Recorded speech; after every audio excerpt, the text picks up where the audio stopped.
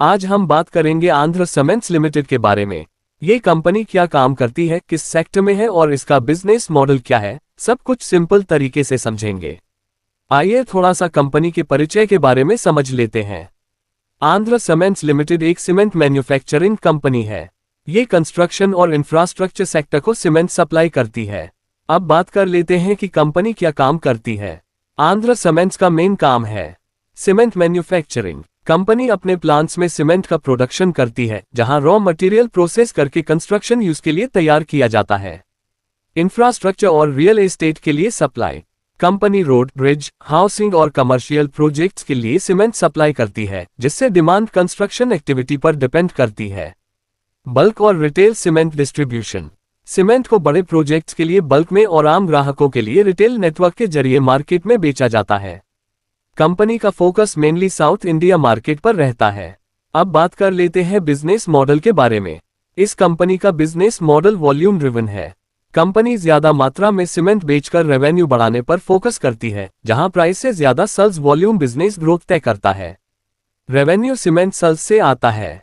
Company का main income source cement की बिक्री है, जो बल्क और रिटेल दोनों चैनल से जनरेट होता है।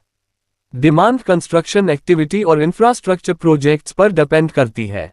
जब रियल एस्टेट, रोड और गवर्नमेंट इंफ्रास्ट्रक्चर प्रोजेक्ट्स बढ़ते हैं, तब सीमेंट की डिमांड तेजी से बढ़ती है। Sector dependency. सीमेंट सेक्टर सीधे रियल एस्टेट, रोड, हाउसिंग और गवर्नमेंट इंफ्रास्ट्रक्चर खर्च से जुड़ा होता है। इकोनॉमिक स्लोडाउन में डिमांड स्लो हो सकती है। अब बात कर लेते हैं कंपनी की स्ट्रेंथ्स के बारे में। कंस्ट्रक्शन सेक्टर से डायरेक्ट लिंक। कंपनी का बिजनेस सीधे कंस्ट्रक्शन सेक्टर से जुड़ा है, इसलिए हाउसिंग, रोड और इंफ्रास्ट्रक्चर प्रोजेक्ट्स बढ़ने पर सीमेंट की डिमांड बढ़ती है। इंफ्रास्ट्रक्चर ग्रोथ से फायदा। गवर्नमेंट और प्राइवेट इंफ्रास्ट्रक्चर स्पेंड बढ़ने से रोड, ब्रिज और इंडस्ट्रियल प्रोजेक्ट्स में सीमेंट की खपत बढ़ती है। रीजनल मार्केट में प्रेजेंस। कंपनी की मजबूत रीजनल प्रेजेंस से लोकल मार्केट में बेहतर सप्लाई, कम ट्रांसपोर्ट कॉस्ट और स्टेबल कस्टमर बेस बना रहता है। रिस्क फैक्टर्स के बारे में थोड़ा सा समझ लेते हैं। सीमेंट सेक्टर साइक्लिकल है। सीमेंट सेक्टर की डिमांड इकोनॉमिक कंडीशंस पर डिपेंड करती है, इसलिए बूम और स्लोडाउन के समय सेल्स और प्रॉफिट में उतार चढ़ाव आता है। कोयला, पावर और ट्रांसपोर्ट कॉस्ट का असर। कोयला, बिजली और ट्रांसपोर्ट खर्च बढ़ने से प्रोडक्शन कॉस्ट बढ़ जाती है, जिससे कंपनी के मार्जिन पर सीधा प्रेशर पड़ता है। हाई कंपटीशन और प्राइस वॉर। सीमेंट इंडस्ट्री में कई बड़े प्लेयर्स होने की वजह से प्राइस वॉर होती है, जिससे प्रॉफिट मार्जिन कम हो जाते हैं। Low margin business.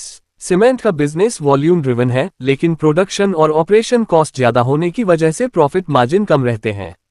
Overall, Andhra cements limited एक सीमेंट और इंफ्रास्ट्रक्चर बेस्ड कंपनी है। इसका परफॉर्मेंस कंस्ट्रक्शन साइकिल और कॉस्ट कंट्रोल पर डिपेंड करता है। तो दोस्तों, अगर आपको ऐसे वीडियो पसंद आते हैं जहां हम कंपनियों को सिंपल लैंग्वेज में समझाते हैं, तो चैनल को सब्सक्राइब करो, वीडियो को लाइक करो और कमेंट में बताओ नेक्स्ट किस कंपनी पर वीडियो चाहिए।